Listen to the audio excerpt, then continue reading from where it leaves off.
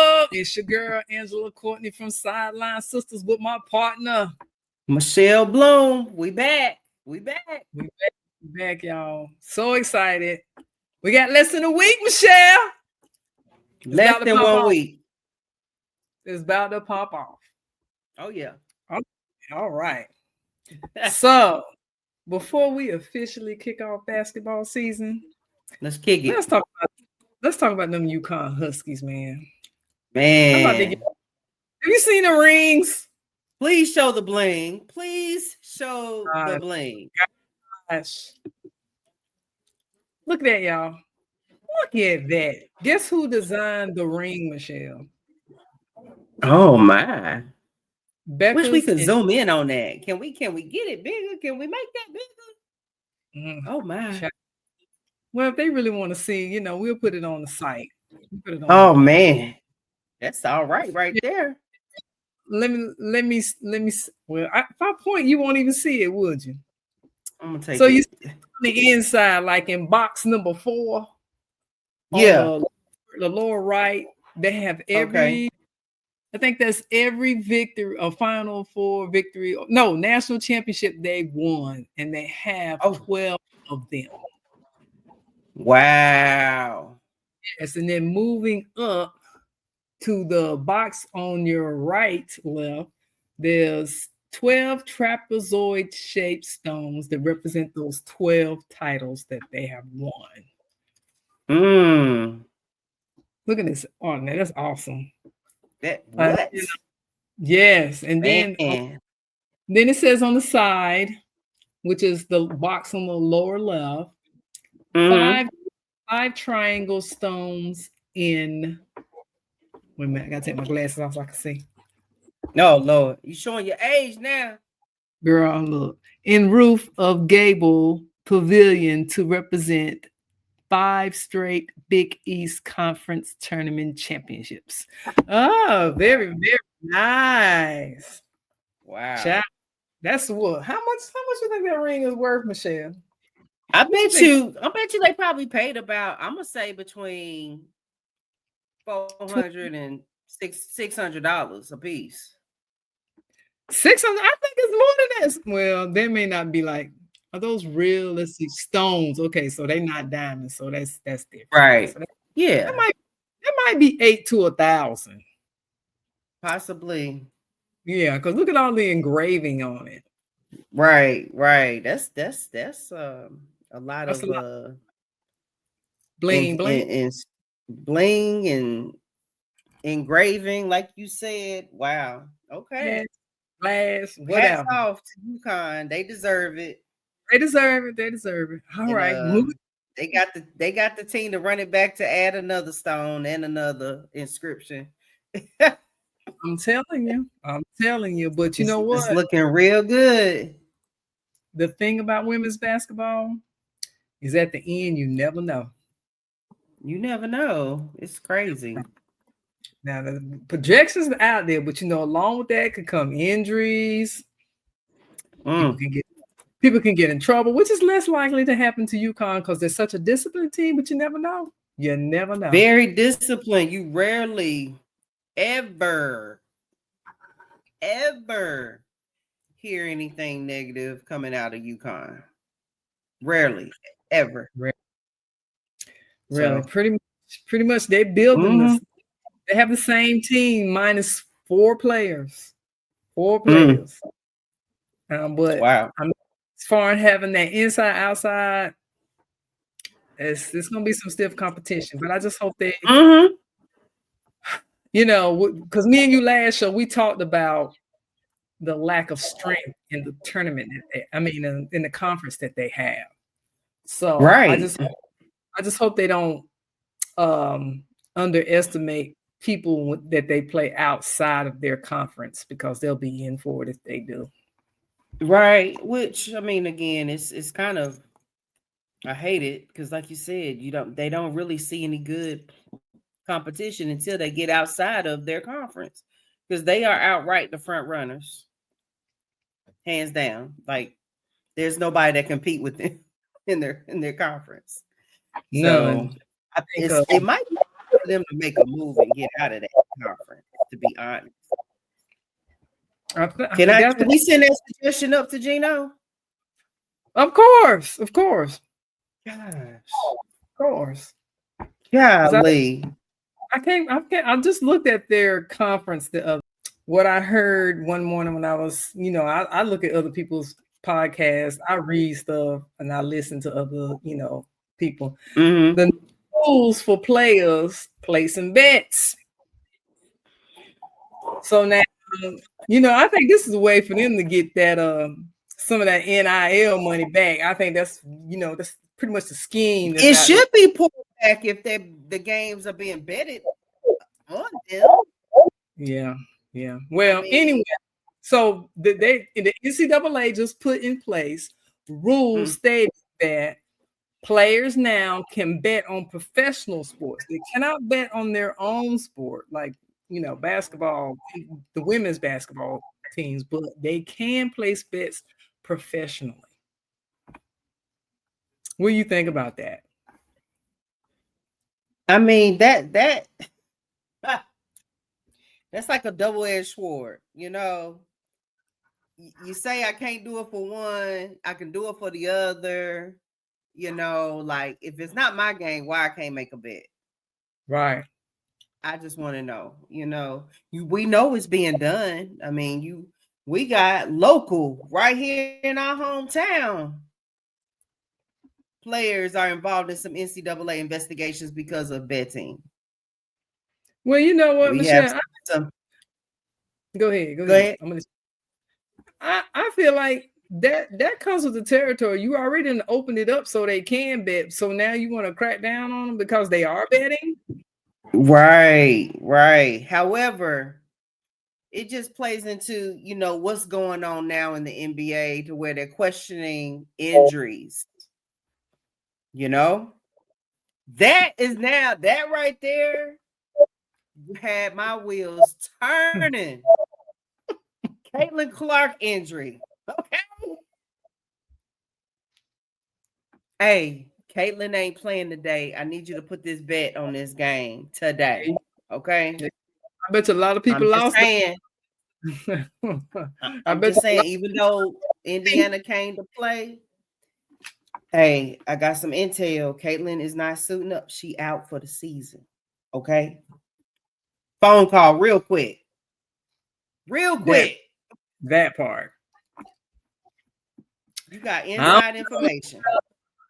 I don't know. I don't think personally, if it was myself, I don't think that any college kids should be allowed to bet, because you start to walk a fine line. So that could lead into, like you said, other stuff going on.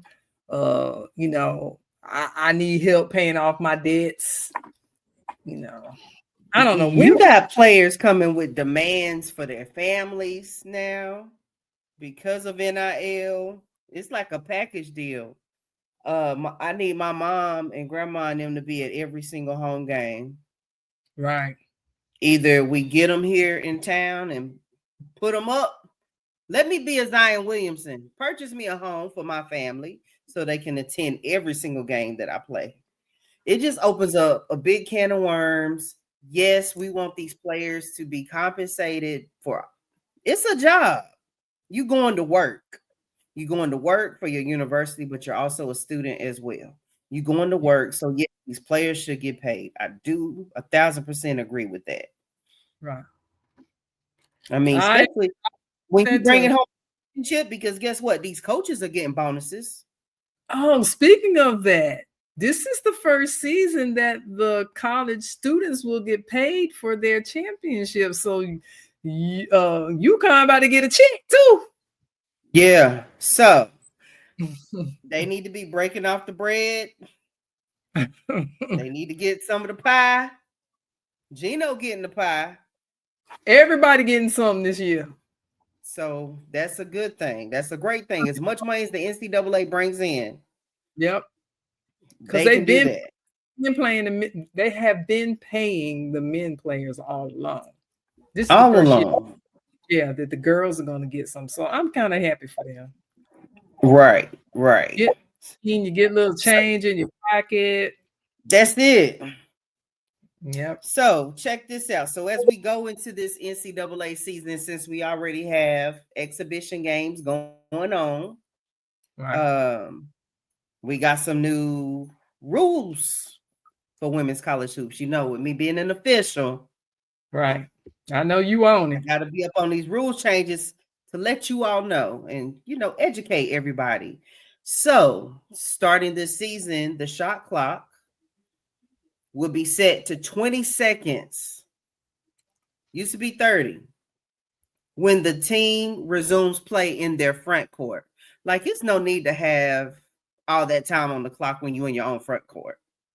Okay. Throw in or after a dead ball. So 20 seconds will be put on the shot clock. Hopefully, again, that'll speed up the game. Okay, so now is there a time limit to bring it across the midline threshold still? What did they do? No, Is that they start to 30 and then when in the front court they change it to 20? That's a lot to it's keep gonna up. the time is still gonna run down. You don't reset it once you come from back court to front court. This is if play resumes in the front court. Yeah. It's saying how bench personnel who physically assist, like how you have players who say they going after a loose ball or something like that, and they kind of push them back on the court or something. Saying that bench personnel who physically assist a player with the ball, for example, bracing or pushing them to keep them in bounds, will now be penalized, closing a loophole on the out of bounds interference play. Okay, so if they fall and you just got to move out of the way, let them fall. Or just brace them, they come out of bounds. You can't act like you're putting them back into play in court, right, in bounds, okay? Sense. Coaches appeal, all right? Coaches can appeal 4 specific rulings. 1, they can appeal the out of bounds call. They can appeal a backcourt violation. They can appeal whether team control has changed before a foul, if it would affect free throws, okay? And whether the wrong player was charged with the foul. I think all of those are pretty relevant, pretty good calls, because a lot of times I'm like, so-and-so made the foul. Why is she getting the foul charged on her? So I can see that stance on there. It says the appeals have to be made during the proper window of time. If a team is unsuccessful, of course, they lose a timeout. If they do win it, of course, they will not be charged. Of course, this was tested out during the WBIT games or whatnot. So exhibition games right now, by mutual agreement, coaches may also appeal a foul on their own team under the same timeout technical framework. Let's see. Contact, traveling, suspensions. Let's see. A jump stop, step back. You know how you can get off balance and players come back? It says it's now legal. When both feet land at approximately the same time, where it no longer has to be perfectly, simultaneously improving accuracy on bang-bang travels. Because we see that happening, with some incidental contact, and they go back and somebody like she traveled. Well, she got bumped. So yeah, I'm gonna brace myself. So that's that. Defenders may make more than one brief hot stove. So that's hot stove touch on a dribbler, as long as it does not impede their rhythm, speed, balance, quickness, or route. Incidental multiple touches that don't hinder play are no longer automatic fouls. So you know how the officials be like, get your hands off, get your hands off. You can, kind of touch them, but got to take it off. Touch them, take it off. Yeah. I thought that was the rule. Sometimes they was calling fouls. Like, you be like, man, y'all gonna call these little touchy fouls? Like, really? Because they were getting a little excessive with that. But you wasn't calling this bang bang stuff down here in the post. Right. But you wouldn't call this stuff 20 feet away from the basket. Administrative technical fouls. technicals for too many players on the court and excessive timeouts moved to a team technical foul category to reflect team responsibility. That makes sense. And then if someone fails to serve or requires suspension for fighting or physical abuse of an official, that individual and the head coach are each suspended 1 game. So apparently players have played when they shouldn't have. For them to incorporate this rule, it's had to have occurred, right? That's what I'm thinking. Mm-hmm. Also, the last thing, what is an official's biggest gripe when it comes to players and their uniforms? What's the official always telling the players during a free throw or a timeout? Tuck shirt tail in. Well, guess what? Shirt tail in. Guess what? They abandoning that rule. They ain't got to do that no more. They ain't got to do that no more. Oh, so that's why I saw old girl's shirt out the other day. Don't have to do it no more. Jerseys no longer must be tucked into the shorts, addressing modern jersey lengths and constant retucking. Below the waist items like tights and things like that, of course, must be the same legal color, the dominant color of the uniform. Question. I thought the whole reason for that is because it was a safety issue. So now people can pull out their shirts and just wear it any old kind of way. Right. The boys going to have a field day with that. They're going to love that. Yes. Headbands, of course, may now be 4 inches versus the previous cap at 2 inches. Again, it wouldn't even be a problem if you didn't have these headbands. But I guess when you see people like Angel Reese and all these players who have their little stuff and it's more than 2 inches. Yes, fine. They got to cover up their stuff. They got to cover it up because they don't have no edge control. We don't want to see your ends. Or if like I said, they forgot to put that edge control in. Get that baby hair. They got to lay it down. They got to lay it down out of sight, out of mind. But anyway, with these rule changes, again, we should see faster possessions, clearer appeals, and cleaner enforcement. Which change do you think will swing close games the most? I don't know. But anyway, those are your rule changes right there for women's basketball for this year. So, well, you've been educated, folks. You've been educated. Yeah, that was good. That was good. We needed to hear that. We need to hear that. Mm-hmm. So I was going to step over the new recruit commitments and the portal transfers. I'm gonna give a little bit time before we talk about that, just to see how effective they're going to be once the season starts. But what I did want to touch on is I wanted to share a little video because I wanted to see what Don is saying, and also I wanted to hear what LSU's coach is saying about what their expectations are for the season. So do you mind a little bit of Don, just a little bit? Oh yeah, just come with it. All right, I'm gonna share my screen. I didn't have time to make a video, y'all, so we just going straight to YouTube. It's all good. Do you see it? Do you see it? Let's see. Let's see. It's trying to come up on my end, but it could be on mine. That might be a recurring question throughout the year. But everybody healthy? Everybody ready to go? Everybody's healthy. What do you expect to see from tomorrow night? I mean, I know it's an exhibition, but it's also a good team that you might run into down the road. I don't know. We're gonna play. We're gonna play to win the game. I don't think it's gonna be. We're playing it in public and playing another D1 school to win, to see where we are, to see where some pieces can help us out throughout the year. See if we can find some default options that we can utilize. We don't have our entire playbook in, obviously, but we need to see some chemistry. We need to see players play well together, and hoping to find that chemistry, that continuity. that's kind of what I was going to ask. Is there anything from the first exhibition to this exhibition that you want to see them do better with? Yeah, I mean, I want us as aggressive because some of us were aggressive shooting the basketball. Don't want to take that away from them, but just seeing the options on the floor. You know, you got somebody like Tanaya who's going to always draw a crowd, always. So we're going to try to get her to see what's happening outside the crowd. Still, if you want to make that same decision, make it. But if you want to toss it, you know, that's available to you. So just reading a little bit better. You know, I like to see Tessa be a little bit more aggressive offensively.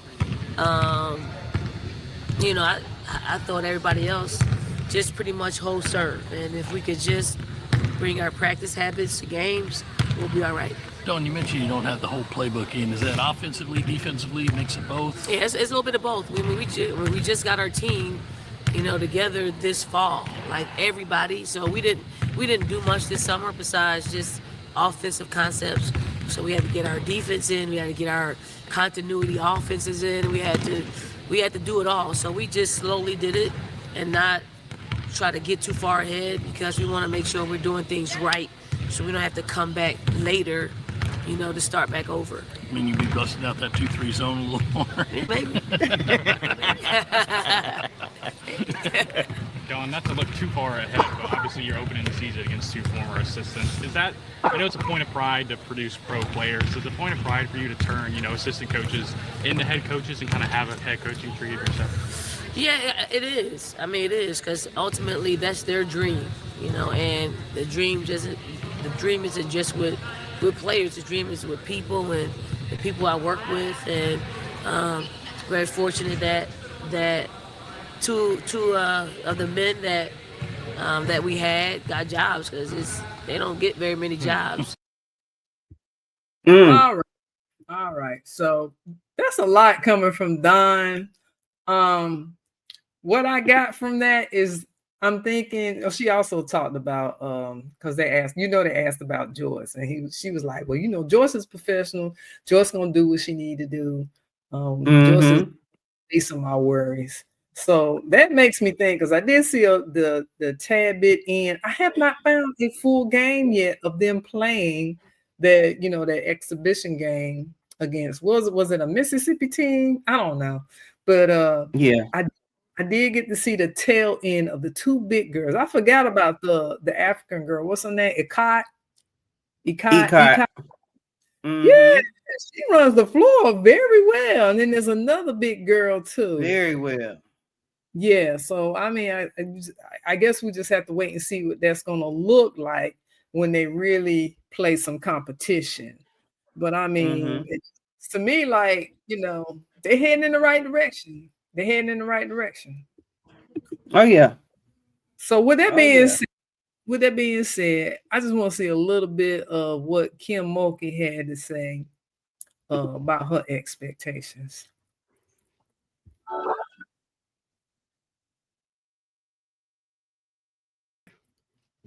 Push play. So much time after time, Flau'jae, you've stayed. Michaela, you can go anywhere, but it speaks to the culture and the expectations, the standard, everything that this program is about. Is Coach Mulkey now challenging you to step up and be a leader on this team? Right.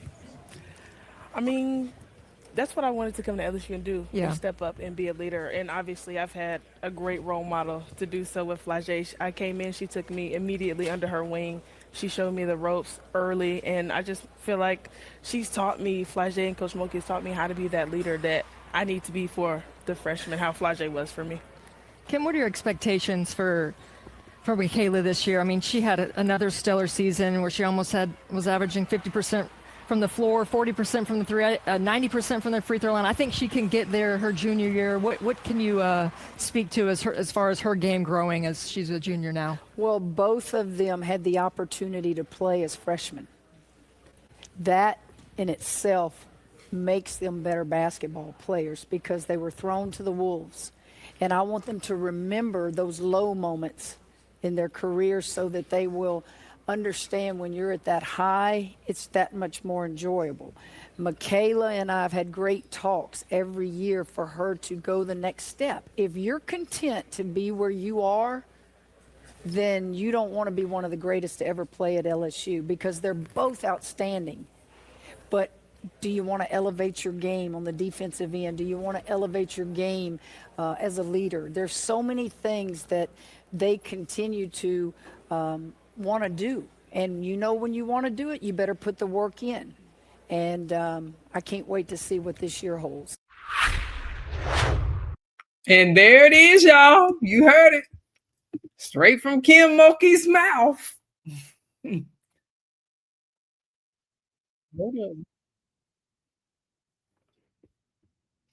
What'd you say, Michelle? I cannot hear you. Heard some big things. I'm expecting some big things from Michaela Williams this season. She showed us, I mean, we knew she could play, but last year she really got a shine on. She had to. She had to. If they were going to compete, she had to do it. She did. She did. And so with her and Flage back there in the backcourt, and you're going to have Fu Wiley at your disposal. She's going to be right. She's going to be in there. Yeah. So, they. But I tell you, it's a lot of pressure. I don't know if I want to be playing for LSU this year, because it's a lot of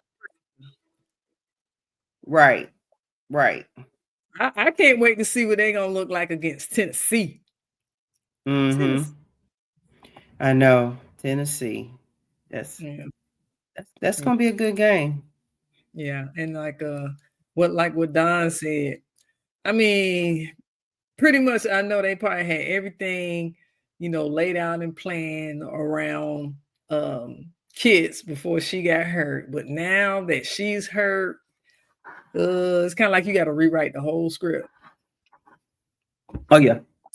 But I with that being said, go ahead.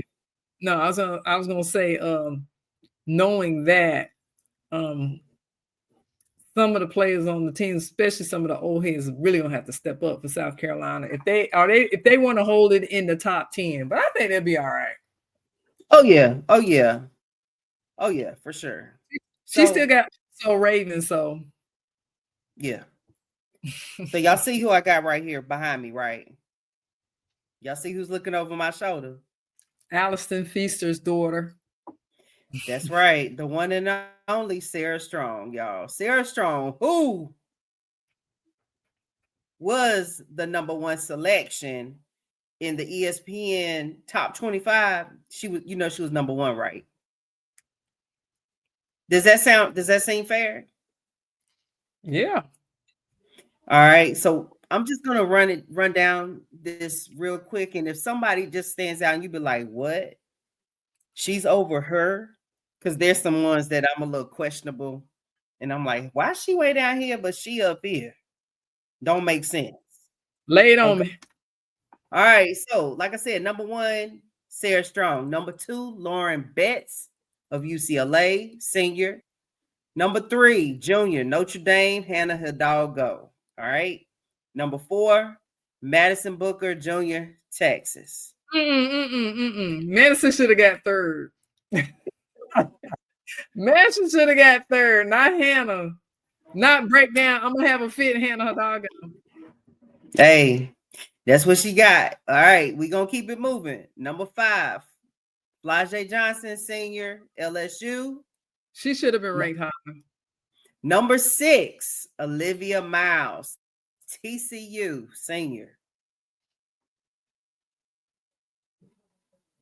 Number 7, Tanaya Latson, transfer from Florida State to South Carolina, senior guard. Okay.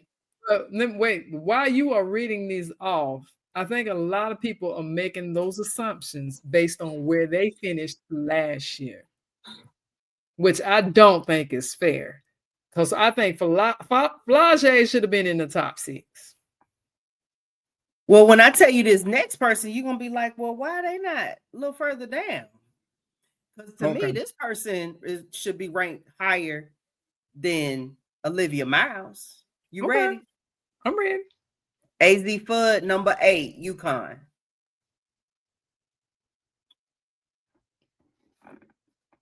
Okay. Number 9, Michaela Blake's Vanderbilt.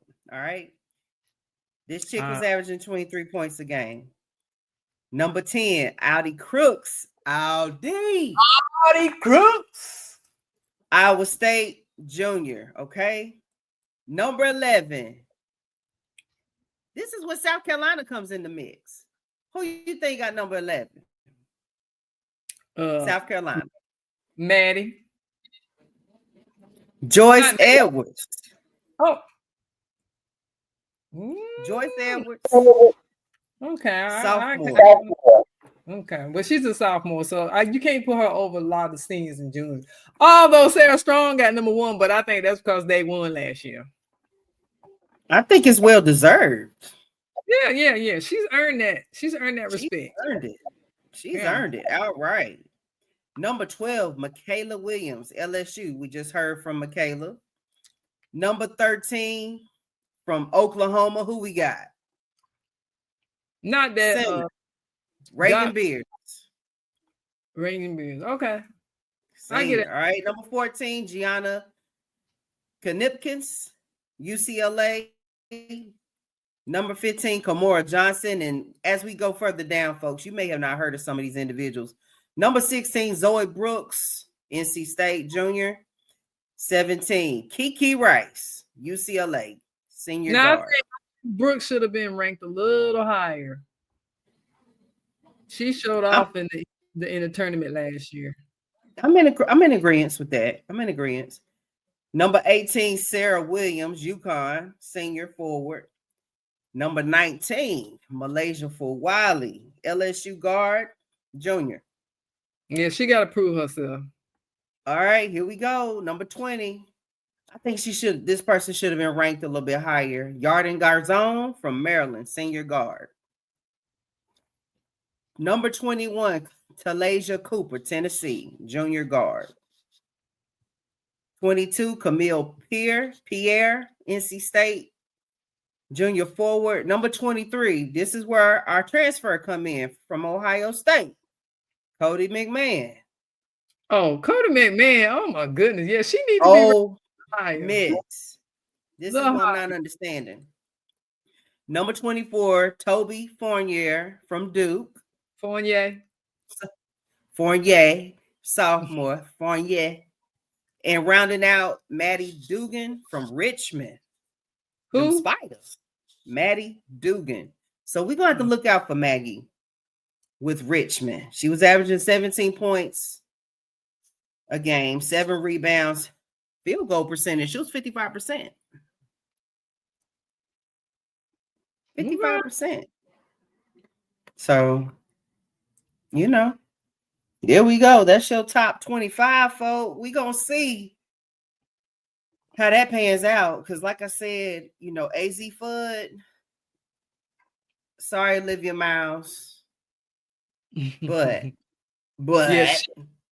Well, I will say this. AZ Fudd is a better set shooter, better perimeter shooter. Olivia Miles is consistent. Yeah, she is. She's a little bit more consistent, but Olivia Miles has always been the type of player that does more for her team. She's like more of a mover, a shaker, more of a cut slash type person. If she has to shoot the 3, she will, but she doesn't always think. She always thinks slash cut type player, which so I think it gives her game more of a spark. Kind of like that Malaysia Fawali, like Olivia Miles would be a good 3-on-3 person. I don't see AZ Fudd as a person. I just don't see that. For sure. She's more of a, my role is to be out here on the perimeter, knock down threes, knock down jump shots. Every now and then, if I have to go in, I'm gonna shoot. That's the main reason why Caitlin Clark don't play 3-on-3, because she don't have no 3-on-3 skills. 3-on-3. Creative. You got to be creative. If you're not a creative person, you can't create your own shot, then you don't need to play. I'm just saying. Yeah, y'all, I'll put that out there. Right. Moving on. You want to talk the WNBA stuff? Well, all I know is Friday is the deadline for them to come up with some type of agreement. I know they are getting backed. Actually, it's gone all the way down to lawmakers backing them. Lawmakers that are in these home states of these WNBA teams, in which, of course, they're fighting for these women, saying yes, they need to be getting this money. So they have. It's a lot of pressure. I'll just say that, coming from mayors and local council members and everything like that. I think it says Friday, let's see, the politicians that are applying public pressure, especially to the commissioner. After 85 members of the Democratic Women's Caucus and House Democratic Caucus penned their own letter last month. So the eyes will definitely be on the WNBA this week to see if they came to some negotiation agreement. Otherwise, how our government is right now, shut down. That's what the WNBA is going to be. Until they put some paper in these women's pockets. Because go ahead. No, go ahead. I'll wait till you finish. No, I'm just saying because, and I'm in agreement here, and a lot of players are saying the same thing. Of course, the fee should call your fee, really brought a lot of things to light and put it out there because she is a representative of the WNBA and I guess their Players Association. But, a lot of players are in agreement that, yeah, Caitlin Clark, and we must admit, yeah, she is a big reason as to why we are getting the notoriety that we are receiving. I mean, we have to just call it what it is. That's what it is. She has brought the exposure. Now we have it. She should be getting paid. But real WNBA fans was watching way before she came. It's just she was. Social media made her the person. But the attendance numbers did spike. Yes. Thanks to social media. But had social media been around when Taurasi and all these other players was playing, it might have been a different story. But anyway. Oh yeah. But on a good note, we do want to say congratulations to Sandy Bordello. She did get the we knew it was just a matter of time anyway. She did get the new position. Just a matter of time. Yep, for Toronto Temps. I mean, with all the experience that she brings to the coaching position, oh my God. Yeah. We knew she was going to get picked up. That, like you said, it was just a matter of time. A matter of time. Yes, they shouldn't have fired her in the first place. But also, I wanted to bring attention to this, and then I'm just going to leave it alone. I'm going to get off my little high horse. I was paying attention. I was looking around because, there are a lot of new coaching positions in the WNBA as well as in the NCAA that are going to these men versus women. But we might have to go back and look at the changes because there's been coaching changes in women's college basketball. But I'm gonna table that topic for another show. We started to run a little long, but anyway, congratulations, Sandy. You deserve it. Yes, congratulations, Sandy. Congratulations to Asia Wilson. Oh yeah, who was inducted into the South Carolina Hall of Fame. So she went back to her roots. Got inducted. She already has a statue outside the arena. She also was on hand with Dawn Staley and Charlamagne the God, radio host, celebrity, to talk about that Uncommon Favor. And he's a big supporter of women's basketball himself. He's a big fan of Dawn Staley. So both of those ladies were in the building, of course, Dawn for her book, but Asia was also there to celebrate that with her coach the same week that she was inducted to the Hall of Fame. So shout outs to Asia. You deserved it. You doing that thing, girl. You doing it. Well, let me say, I'm gonna share one part of the book that I like the most because I'm almost done reading. I'm on the last 2 chapters. So in the book, there's a part where spoiler alert. Sorry, y'all. It's just one little part just about Asia, and then the rest of it you'll have to find out for yourself because you got to read it. She talks about how Asia Wilson almost did not come to South Carolina. Almost. And her mom, this is what her mom said.